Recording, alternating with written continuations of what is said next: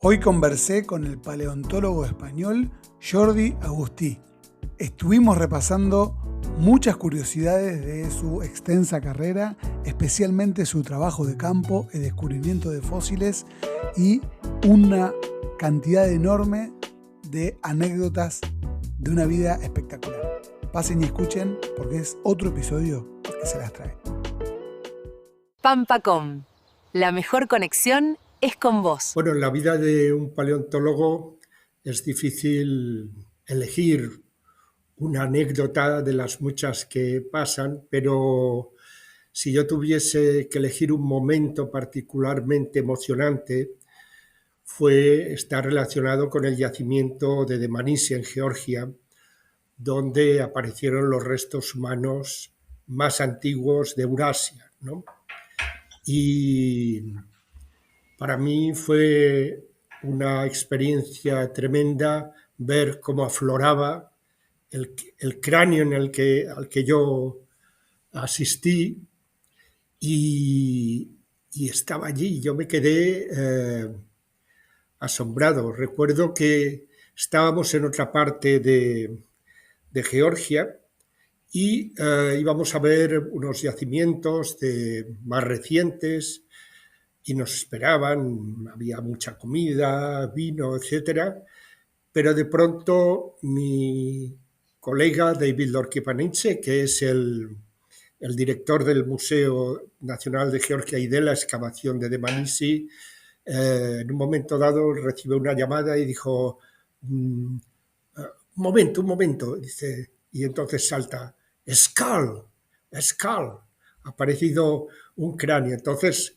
nada, ni aperitivo ni nada, nos vamos corriendo de vuelta a Dmanisi y efectivamente allí estaba medio descubierto un pequeño cráneo y recuerdo que entramos en la excavación porque todavía se estaba limpiando, claro, pero casi como con un silencio religioso, como si estuviésemos en una catedral o algo.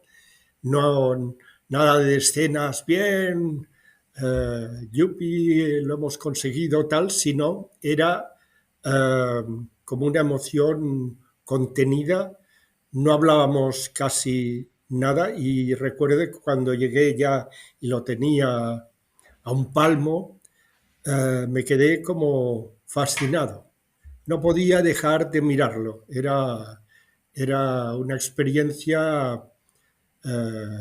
única. Después han aparecido más cráneos, pero aquella primera experiencia con el homínido de Dmanisi para mí fue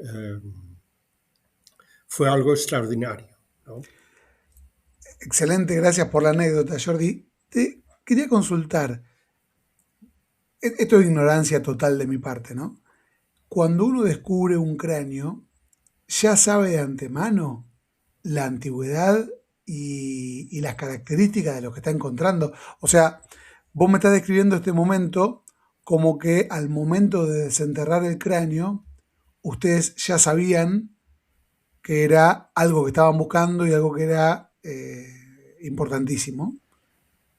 No obstante, a mí siempre se me ocurrió, siempre pensaba que catalogar ese tipo de fósiles era una cuestión posterior, que uno primero encontraba y después tenías que analizar el cráneo para darte cuenta si lo que había encontrado tiene realmente la antigüedad que vos sostenías que podía tener. Bueno, ¿me podés explicar un poco cómo funciona para alguien como yo, que no entiende absolutamente nada de arqueología, de paleontología, qué me podría decir en cuanto a ese tipo de descubrimientos?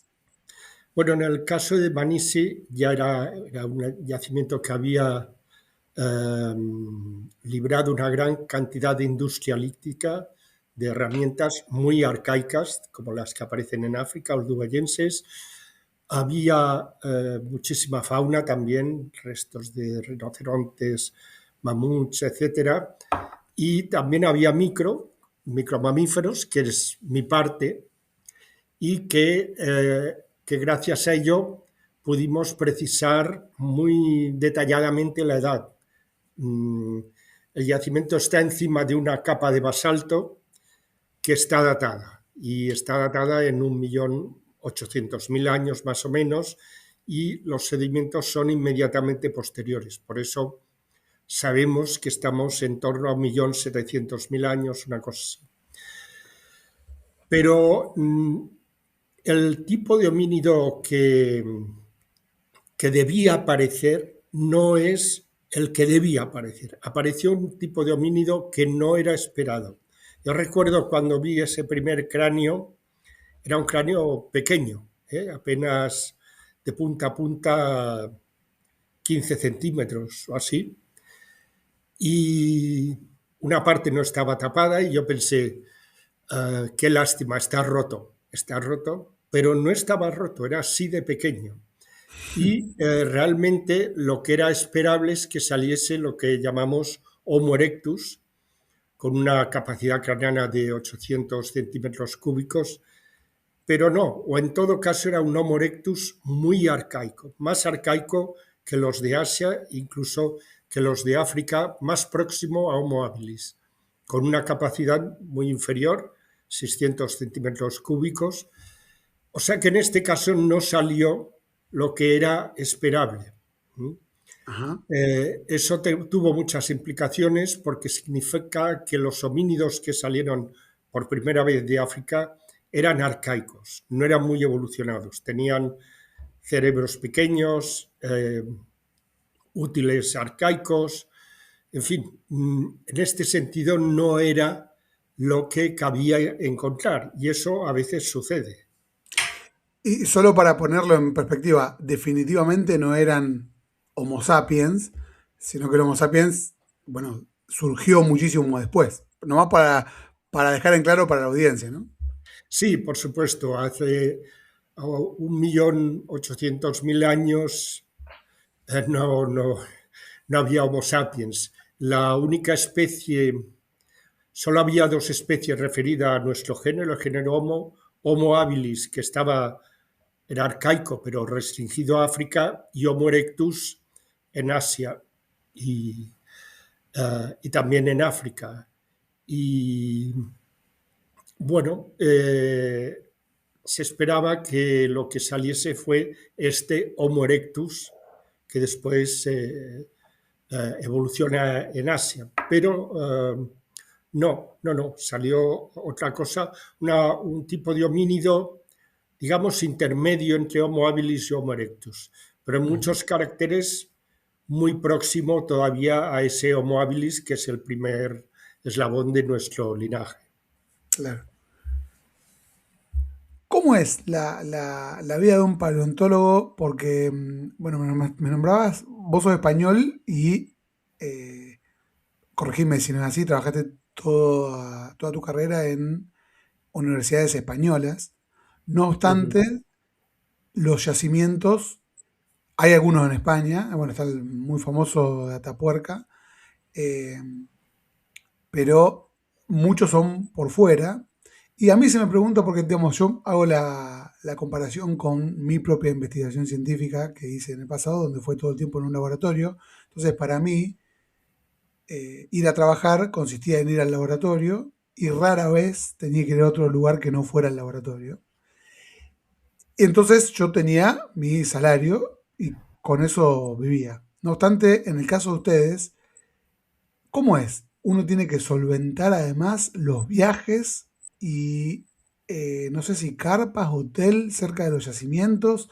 Si me puede describir un poco, digamos, por qué países estuviste y cómo es que se arregla toda esa parte que va por detrás de ir directamente a buscar el fósil, ¿no? Sí, a los que estudiamos paleontología, uno de los atractivos de nuestra investigación es que no es solo de laboratorio. También hay laboratorio, pero no es solo laboratorio. La mayor parte es campo. Y para mí el trabajo de campo es muy atractivo porque hay diversos tipos de trabajo de campo. Hay prospección, o sea, explorar un área muy extensa, ver dónde salen fósiles. La sorpresa, hay fósiles. Luego la excavación sistemática también, Ah, y claro, implica, cada excavación es un mundo y las circunstancias son muy diversas, muy diversas. Por ejemplo, en de Manisi estábamos en un pueblecito, Pátara de Manisi, que es muy pequeño, eh, ganadero agrícola, con gente sobreviviendo de alguna manera, pero no estábamos al lado de un núcleo urbano grande. Tbilisi estaba a 90 kilómetros.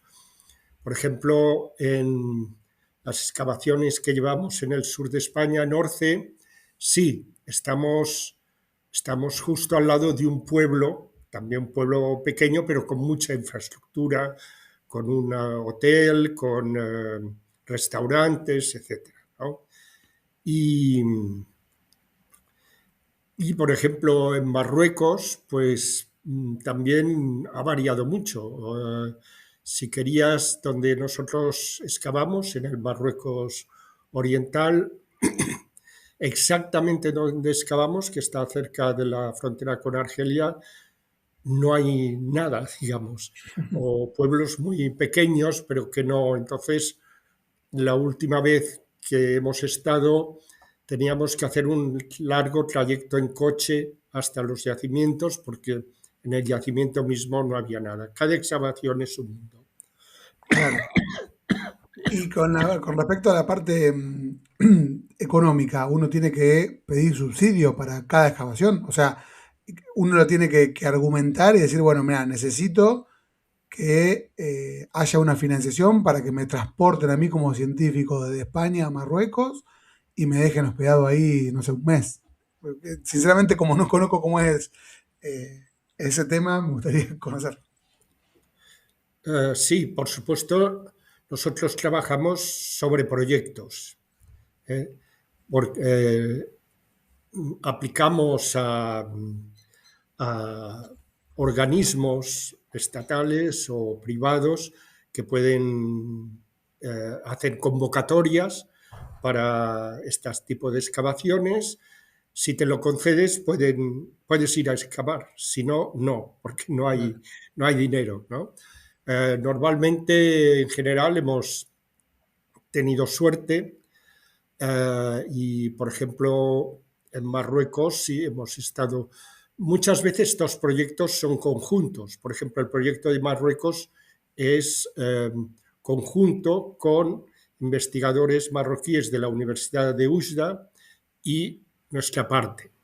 Claro. Otras veces no es mixto, pero somos invitados a ir. Por ejemplo, Georgia no es mi proyecto. Yo consigo dinero para volar hasta Georgia y tal, pero luego el proyecto es georgiano y yo colaboro en el equipo. Normalmente se trata de equipos muy amplios que abarcan todos los aspectos que se pueden estudiar en cada yacimiento, ¿no? Entonces, pero efectivamente hace falta siempre un proyecto detrás que te dé los recursos para desarrollarlo, claro. Todo Sobre lo que todo es... Ujú. porque, por ejemplo, en las excavaciones que tenemos nosotros en el sur de España, los que vienen a excavar son estudiantes. Hay que pagarles la comida, etcétera, alojarlos. En Claro. definitiva, hace falta siempre un proyecto. Sí, sí, es, digamos, mientras me hacía la imagen tuya descubriendo el cráneo en Georgia, se me disparó todo ese tipo de curiosidades que significa hacer trabajo de campo.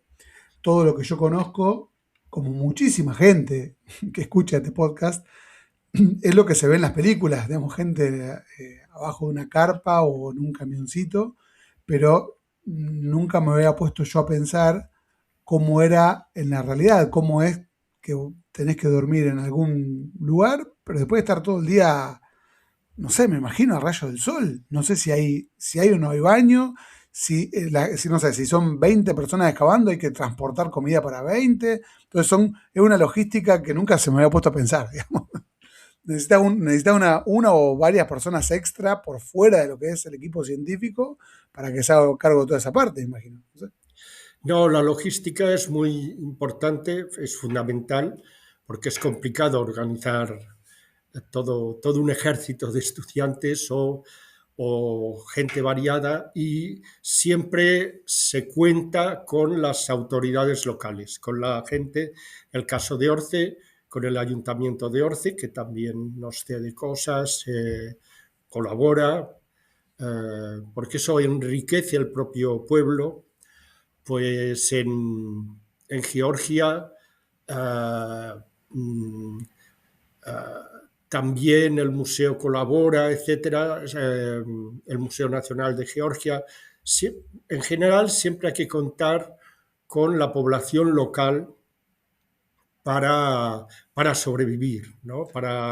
Y es bueno porque entonces el personal local hace suyo el proyecto, está Claro. orgulloso de lo que están encontrando en su pueblo, en su ciudad, en sus terrenos, y lo hace suyo.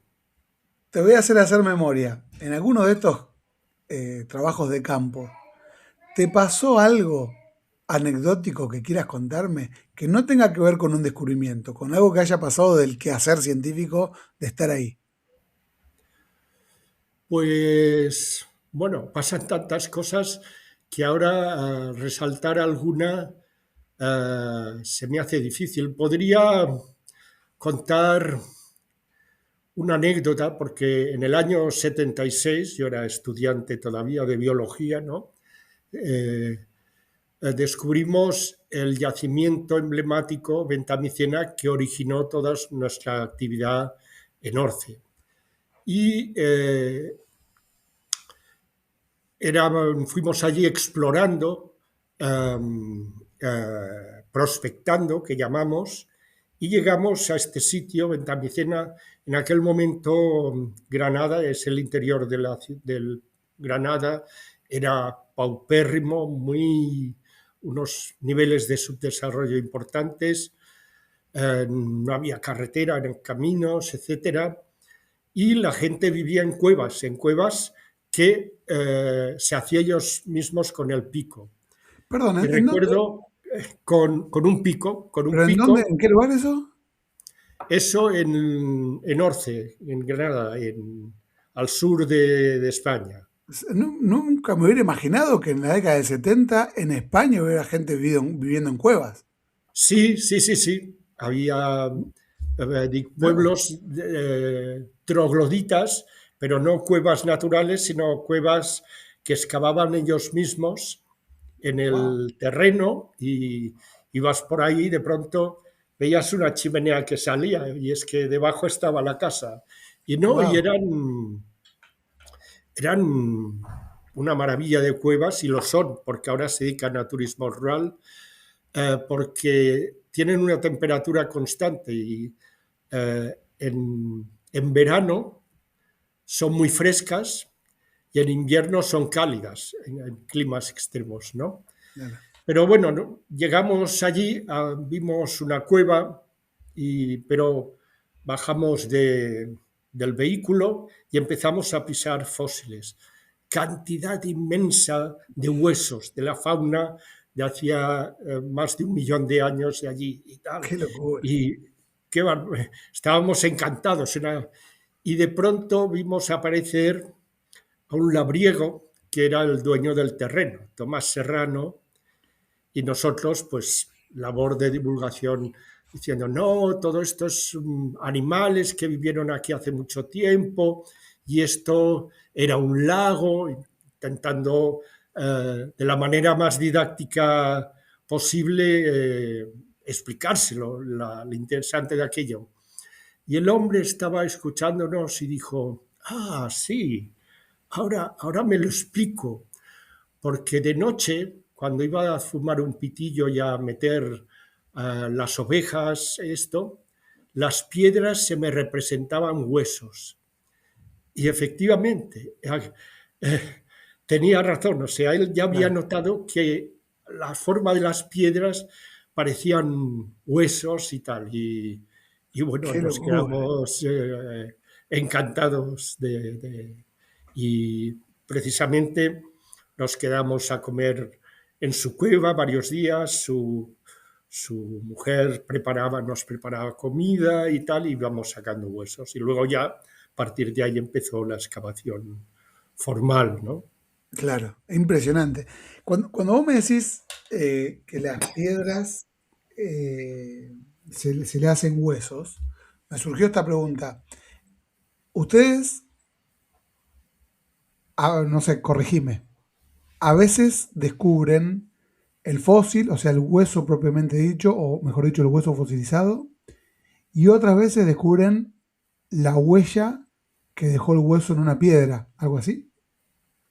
Es posible, sí, sí, sí. Ah, bueno, lo que a veces se encuentra son pisadas, ¿m? Ujú. de, pero en general encontramos el hueso puede estar en diferentes estados de preservación, hecho polvo, y luego entonces hay que restaurarlo o aparecer en un estado de fosilización perfecto. Eh, lo primero que nosotros vemos son astillas de hueso. Si aparecen Ajá. astillas de hueso, restos de hueso, quiere decir que hay huesos ahí. Y Y qué ojo, me imagino que hay que tener porque para cualquiera de nosotros una astilla de hueso es prácticamente indiferenciable de un pedacito de piedra, de arena, digamos, ¿no? sí, con la práctica ya sabes cómo identificar un hueso dentro de una matriz arcillosa o algo así, pero efectivamente a mí, excepto en el caso de Ventamicena, cuando era simplemente estudiante de biología, al principio me costó Claro, identificar huesos en el campo, ¿no? Pasabas por claro. ahí y a lo mejor habías pasado al lado de un hueso roto y no lo habías visto. ¿Qué tan grandes son los yacimientos en cuanto a tamaño? O sea, ¿cuánto hay que, o sea, grandes en cuanto a área y en cuanto a profundidad? Me refiero, o sea, imaginemos un yacimiento que también te quiero después preguntar sobre eso, pero un yacimiento que está debutando, o sea, nunca nadie lo exploró y entonces llega un equipo que tiene que empezar a, me imagino, no sé, a recorrer caminando primero lo que está en la superficie y después excavar. Bueno, ¿eso qué tamaño tiene y en qué orden se hace? Bueno, efectivamente, la primera labor cuando se llega a un nuevo yacimiento o algo que es potencialmente un yacimiento es evaluar su extensión, ¿no? Y para eso lo primero que hay que hacer es lo que se llama una cata, o sea, una, un agujero de 1 o 2 metros y, bueno, ver lo que sale, evaluar. Ujú. Y en cuanto a la extensión hay de todo. El yacimiento de Ventamicena que he mencionado, hay huesos alrededor de más o menos casi 1 kilómetro, miles y miles de huesos. Hasta el momento se han sacado unos 50.000 y solo se ha excavado una pequeña parte. Uh, cada yacimiento también ocurre con frecuencia que tienes un nivel fosilífero, pero que ese nivel intentas seguirlo lateralmente y se extingue. Entonces, es una acumulación local de huesos. Eso es muy frecuente. Entonces, Ajá, la extensión puede ser muy variable, ¿no? De 20 metros cuadrados, claro, es algo así. ¿Eh? Es lo que sería una excavación estándar. claro. La pregunta que a mí se me viene cuando escucho hablarte es, se me viene esta pregunta cuando te escucho hablar. ¿Cuántos otros yacimientos habrá en la Tierra que hoy en día ni siquiera sabemos que son yacimientos? ¿Y cuántos huesos, cráneos, incluso esqueletos enteros de homínidos y de otros mamíferos súper espectaculares están por descubrirse que aún no se descubrieron, ¿no? Entonces, eso me lleva a la pregunta de, digamos, ¿cómo es que uno termina descubriendo un potencial yacimiento? O sea, en otras palabras, yo vivo en La Pampa, Argentina. ¿Cómo es que no me voy ahora a, no sé, a la cordillera de los Andes y me pregunto si por ahí hay algún yacimiento que deben haber caminado, no sé, dinosaurios, todo por ese lugar?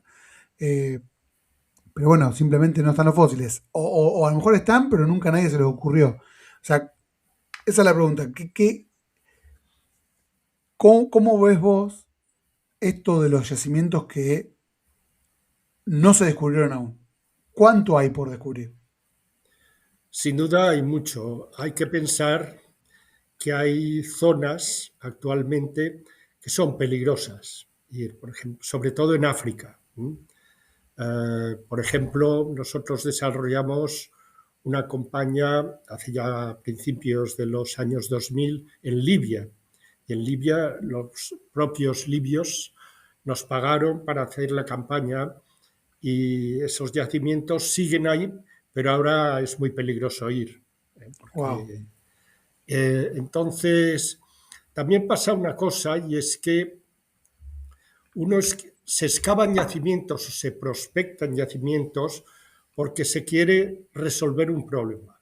No es simplemente vamos a acumular fósiles y luego los metemos en un museo. No, se excava, se prospecta porque hay un problema que resolver. Por ejemplo, en nuestro caso, todo, tanto de Manisi como Orce, el tema es um, los primeros homínidos que salieron de África, cómo claro, eran, qué cultura tenían, cuáles eran las condiciones que se encontraron en esos territorios, favorables, no favorables, etcétera. Por tanto, era el problema de la salida de África.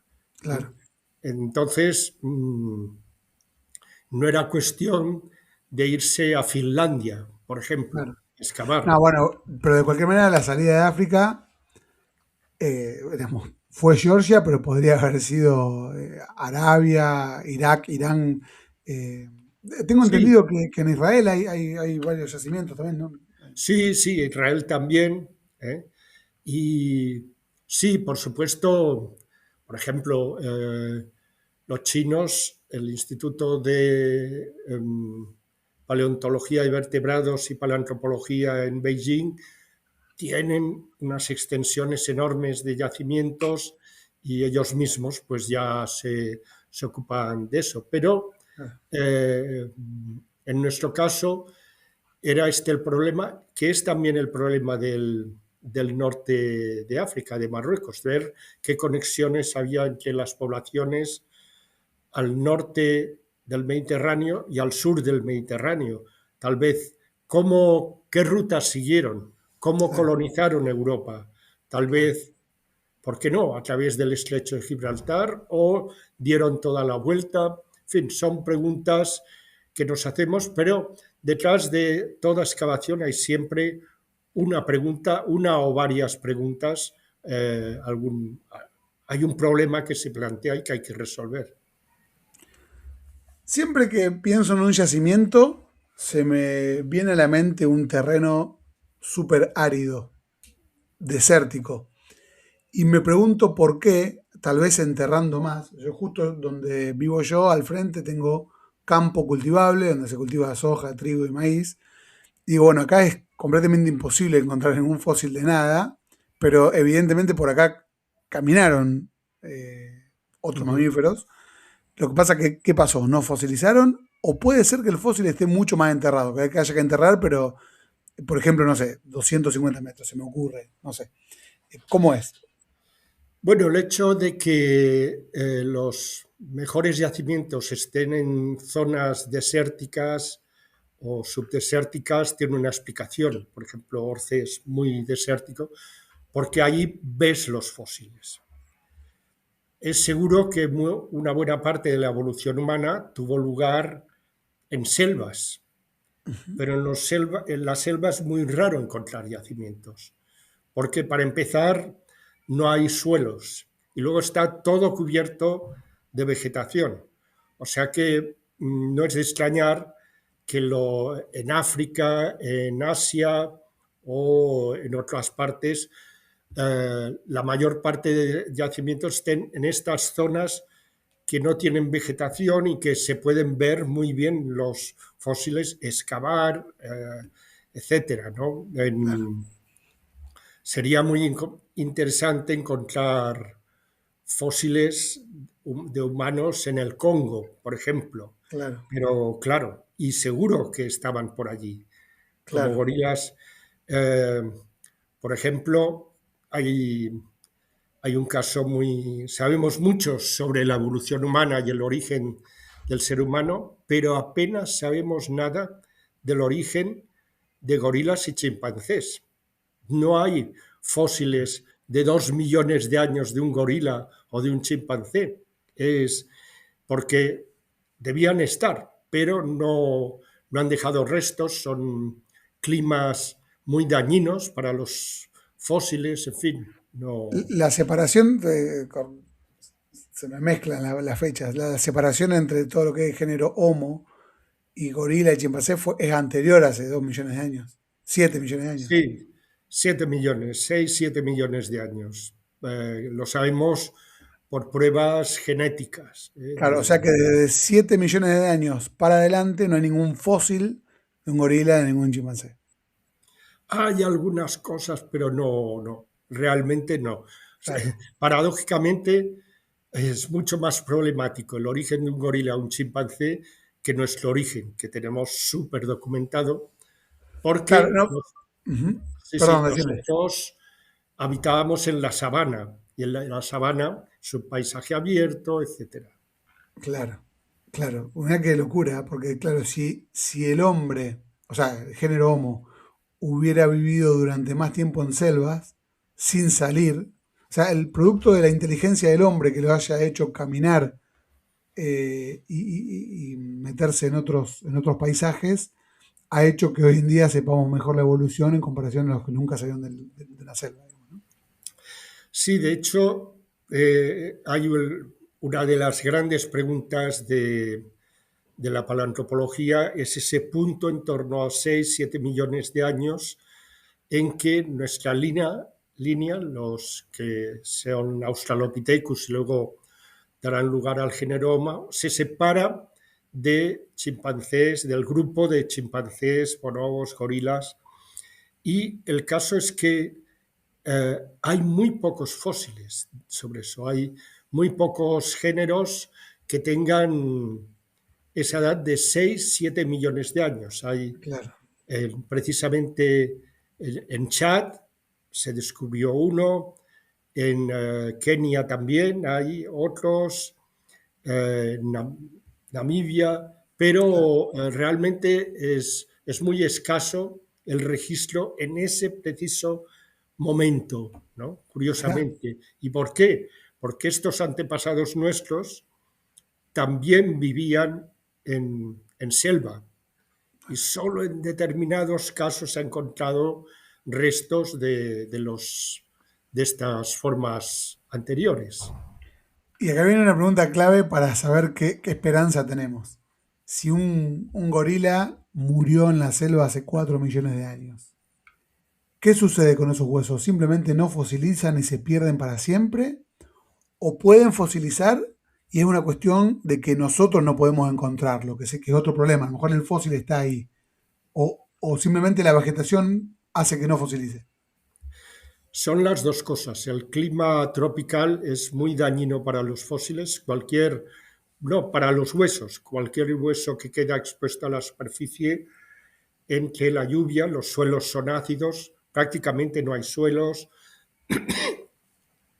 La única posibilidad es que estuviesen en el borde de un lago y quedasen enterrados en el lago, pero no es el caso ahora de la mayor parte de selvas tropicales, ¿no? Claro, Y también al mismo tiempo se da el caso de que esas mismas tal vez están, pero es muy difícil encontrarlo. No estás en claro. un terreno abierto que dices, mira, por allí vamos a esperar, puede haber algo.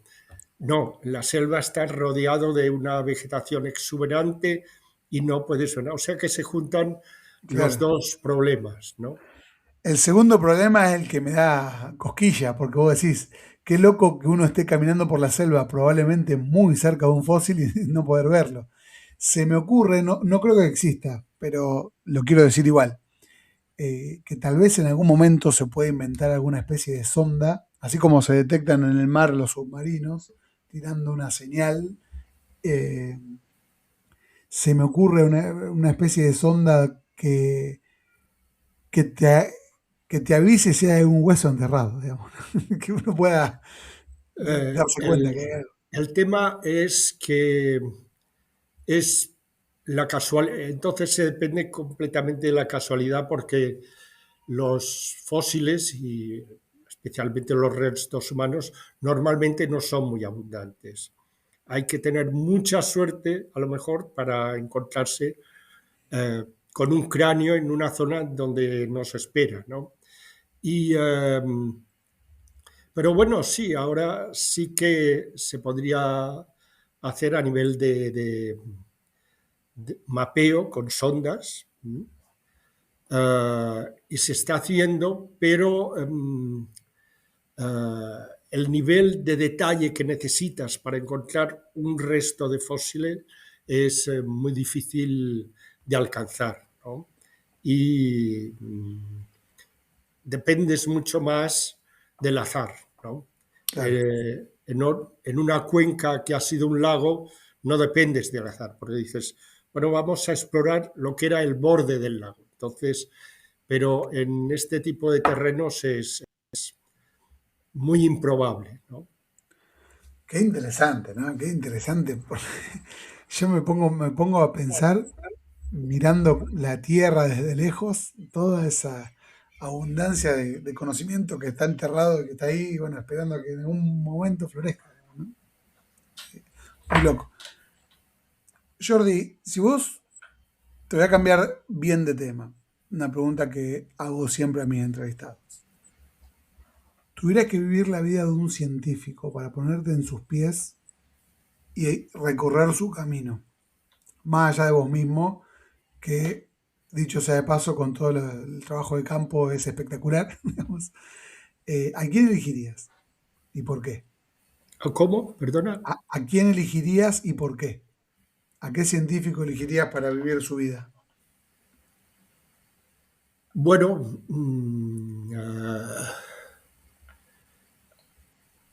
hay tantos, pero bueno, mi héroe favorito, de hecho, no es un paleontólogo, es un biólogo evolutivo que fue Ernst Mayr y que su trayectoria me pareció increíble.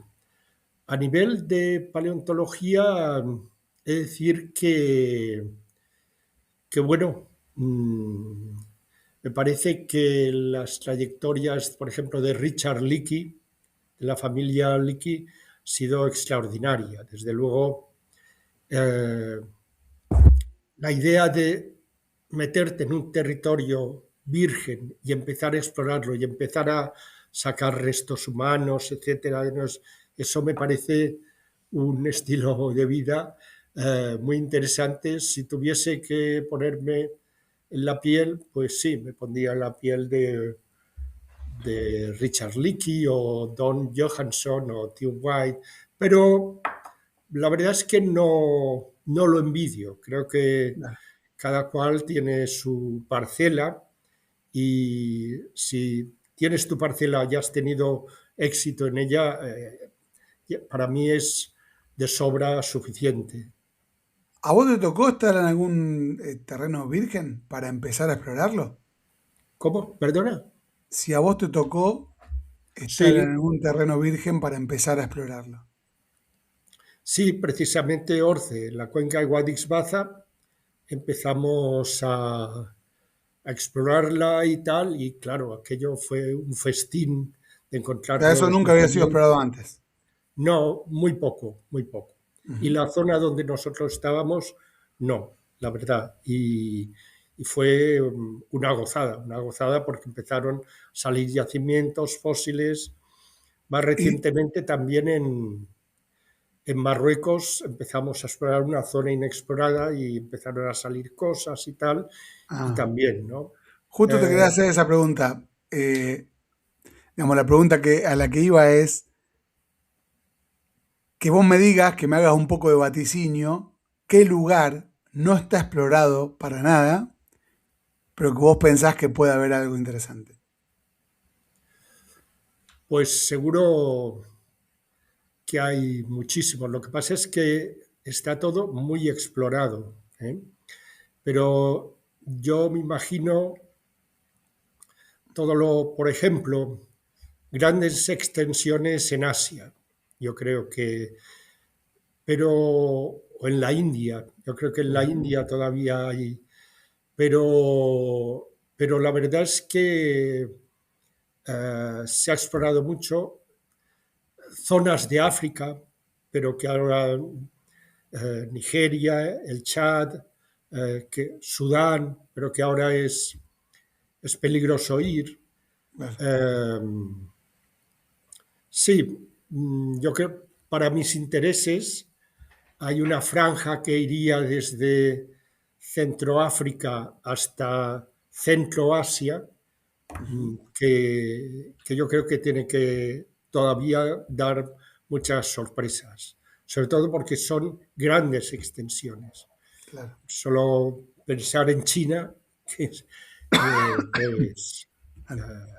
sí, sí, sí. Pero de todos modos, tenemos bastante conocimiento de, de muchas zonas. Pero como siempre, lo que hay que hacer es plantearse una pregunta e ir al lugar adecuado para responderla. Algo que, bueno, siendo argentino, te lo tengo que nombrar. Sé que no es tu especialidad en absoluto y está bien, pero cuando vos me hacías la comparación de cómo llegó el Homo a Europa, que podía ser cruzando el Mediterráneo, dando la vuelta, bueno, no dejé de pensar en la colonización de América, que no se sabe bien, bueno, está propuesto si fue por Alaska o si llegaron botes directamente a Chile o por el Pacífico, digamos, ¿no? Eh, no me nombraste ninguna de esos yacimientos o posibilidades de explorar en el continente americano. No lo nombré porque lo desconozco bastante. Conozco los descubrimientos clásicos y sé el trabajo que se está haciendo, pero no seguro que debe haber zonas todavía por explorar y bueno, allí estuvo Darwin, o sea que empezando Claro. por Darwin, o sea que pero es un terreno que desconozco, aunque sí que sé que efectivamente hay, hay mucha gente trabajando tanto en Norteamérica como en Sudamérica en ello, ¿no? Lo que pasa Claro. es que en Sudamérica nos encontramos que también, por ejemplo, buena parte de Brasil es boscosa, o sea que es poco probable que encontrar algo en la selva amazónica, por ejemplo, ¿no? Hay que ir por eso a Argentina. eh, no conozco muy bien el terreno, pero Claro. eh, lo más, lo que más suena obviamente es Argentina en la paleontología mundial. Sé Bueno, que acá tenemos el Valle de la Luna, que tiene fósiles de dinosaurios de 250 millones de años, de los más antiguos que hay. es Es que interesantísimo. no, bueno, yo he tenido un alumno chileno que Ujú. ya defendió su tesis sobre fauna eh, cuaternaria, cuaternario antiguo de Chile, ¿no? O sea Claro. que conozco un poco el tema, pero no se me escapa, pero por lo que supe con este alumno todavía hay muchísimo que hacer. Aparte ahora la paleontología se está abriendo a toda una serie ya no es la morfología de los huesos únicamente, sino su composición isotópica. Podemos saber lo que comían, lo que no comían, el clima que hacía. Entonces, es un nuevo campo que se puede aplicar a colecciones nuevas o a colecciones antiguas. O sea Claro. que ese es un nuevo terreno inexplorado para la paleontología. Mirá vos. Ese es todo un tema nuevo, me imagino, ¿no? Sí, No sí. conocía que estaba. Eso es que se analiza la composición isotópica del hueso.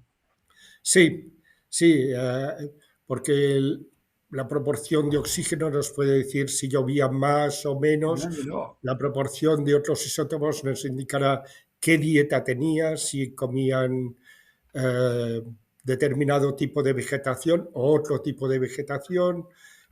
Todo eso está revolucionando un poco la paleontología. Me pregunto qué dirán mis huesos, ¿no? Respecto a lo que como yo. Eh, Pues, bueno, ahora la gente se incinera, o sea que poco podremos hacer los paleontólogos. Jordi, quería hacerte esta consulta que también se la hago a todos mis entrevistados. ¿Cuál es para vos, puede ser dentro de la paleontología o no, la pregunta más grande de la humanidad que aún no tiene respuesta? Hay muchas. La pregunta más grande sería, claro, ¿cómo hemos llegado hasta donde hemos llegado? Pero es una historia muy larga. No diré interminable, pero es una historia muy larga y en esa historia hay zonas oscuras, esa zona de 6 7 millones de años y otras, ¿no? Eh, para mí hay, por ejemplo, una pregunta muy importante y es el propio Homo sapiens, cómo han surgido cosas, por ejemplo, como el lenguaje, el arte, la cultura sofisticada. Todo eso nos diferencia completamente, no solo nos diferencia de otros homínidos que nos han precedido, que sabemos que no tenían estas capacidades. O sea que yo creo que ahí es la gran pregunta, cómo se ha generado nuestra mente, que nos la hace especial y diferente del resto de primates y probablemente del resto de homínidos, con excepción tal vez de los neandertales. Claro. Entonces, llegar al fondo de la mente, del pasado de la mente, es más complicado que llegar al fondo de una excavación, ¿no? Pero es la gran pregunta, desde luego. Claro, claro, sí, sí, sí. Bueno, hoy está la neurociencia que trata Sí, de descifrar algunas de estas cosas, pero bueno, es una pregunta que para quien estudia evolución humana es un factor común entre todos, digamos, ¿no? Te quiero contar que dentro de la colección que tengo, que son realmente un montón de libros. Es más, creo que no tengo todo porque el diariero hace ya como un mes que no me manda, que me llegó uno más.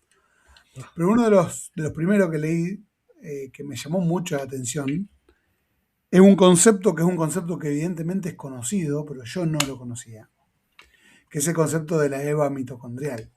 De sí. aquella, eh, lo que más me llamó la atención, pero quiero que me lo cuentes vos en un contexto más mejor entendido de como lo entendí yo, digamos, ¿no? Es que esa mujer, que es madre de toda la humanidad, sí o sí formó parte de un grupo de hombres y mujeres y que entonces toda la humanidad desciende de esa mujer, pero no desciende del resto que vivía ahí. A mí ese concepto siempre me llamó mucho la atención. Bueno, no es exactamente esa mujer, es el genoma, el genotipo de esa mujer, pero no era solo el suyo, probablemente había en el grupo otros tenían un genoma parecido, pero no nos ha llegado ese, nos ha llegado el de uno de los individuos de esa población. Eh, Ujú. Porque se analiza el ADN de las mitocondrias, Claro. que eso solo se transmite por vía materna, ¿no? Pero eso no quiere decir que descendamos solo de esa mujer, sino que compartimos que a partir de ese genotipo, de ese ADN, evolucionaron el resto de ADNs, pero no quiere decir que ese ADN fuera solo de esa mujer, sino era un genotipo No, no. compartido. Claro, claro, no solo de esa mujer, pero por lo que yo entendí es, bueno, si había un grupo que, claro, si había un grupo de 20 personas, nosotros descendemos de las mujeres que tenían esa mitocondria. Exacto, sí, sí, sí, sí, sí. Porque el ADN mitocondrial se transmite solo a través de los óvulos. No. Claro. Yo siempre había hecho la extrapolación a futuro, digamos, si uno toma la población actual y hace el mismo razonamiento para adelante, suponiendo que no nos extinguimos, ni nada, bueno, va a pasar lo mismo. O sea, va a haber una población futura donde toda la población haya descendido solamente de un tipo de mitocondria y no de todos los demás. Van a ser vías que se van a ir extinguiendo, ¿no? Bueno, cuando salió el tema de la IVA mitocondrial, claro, se trabajaba, las técnicas no habían avanzado tanto y se trabajaba solo con ADN mitocondrial, pero el ADN que importa es el nuclear, el de las células, porque el ADN mitocondrial lo que indica puede ser parentesco, pero el que realmente vale, el que cuenta, es el ADN nuclear. Y bueno, las técnicas de genómica han avanzado tantísimo que bueno, no es esperable que de aquí a un tiempo descendamos de un único tipo de ADN, porque actualmente eh, lo que sucede es que estamos en condiciones casi de lo que se llama panmixia, es decir, que hay mezcla genética de todo, de los eh, 6.000 millones o 7.000 millones de individuos humanos que hay ahora en la Tierra, ¿no? Y si es, eh, mm, ahora con los cruces los ADNs viajan, pero no viajan los individuos, se expande el ADN, se expanden los genomas, se mezclan, ¿no? Cada vez hay más mezcla, Claro. afortunadamente. Entonces, de aquí un tiempo, mm, esta imagen tan simplista de un único tipo no creo que se sostenga, ¿no? Claro. Sí, el concepto de ancestro común es llamativo, digamos, ¿no? Mm. Para empezar, Sí, digamos, que haya como un individuo que dé lugar a dos especies diferentes. eh, bueno, para empezar, lo que pasa es que el proceso de formación de nuevas especies o tal es muy estocástico. Es un tema que depende mucho del azar, de que aparece una barrera geográfica, un mar o algo así. Pero hoy en día ya esas barreras han dejado de tener efecto, entonces eh, planteamos un escenario muy diferente, ¿no? Excelente. Jordi, te agradezco por tu tiempo. Me encantó la charla con vos. Ojalá te sumes para una siguiente entrevista. Pues nada, encantado. Aquí me tienes.